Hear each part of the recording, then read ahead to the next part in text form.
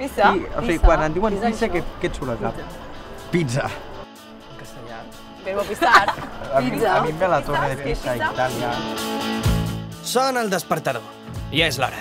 Esmorzo, em rento les dents, em vesteixo i surto de casa corrents. Un nou dia acaba de començar. Cada dia és un repte que haig de superar. Ara arriba un nou repte. Ara arriba PISA, una prova internacional en què els resultats dels alumnes catalans es compararan amb els de molts altres països.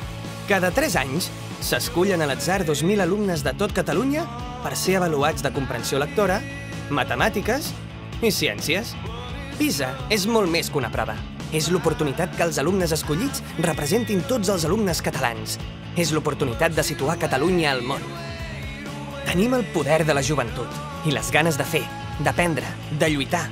Sabem passar-nos-ho bé, sabem divertir-nos, però també sabem afrontar el repte PISA. Formes part dels escollits PISA, però no estàs sol. Hi ha molts nois i noies que s'estan preparant. Recorda que el resultat global és la suma de l'esforç de cadascun dels membres del teu equip, del nostre equip. Ara, de tu depèn. De tots depèn que puguem treure uns bons resultats a les proves PISA, perquè així demostrarem al món l'esforç que fem dia a dia. Quan siguis davant l'ordinador donant resposta a les proves PISA, fes-ho amb ganes, amb passió, com quan fas allò que t'agrada. Perquè formes part de la selecció PISA i has d'esforçar-te per aconseguir els millors resultats. Els teus coneixements i el teu esforç són fonamentals perquè Catalunya obtingui un bon resultat. Tu ets PISA. Jo sóc PISA. Tots som PISA.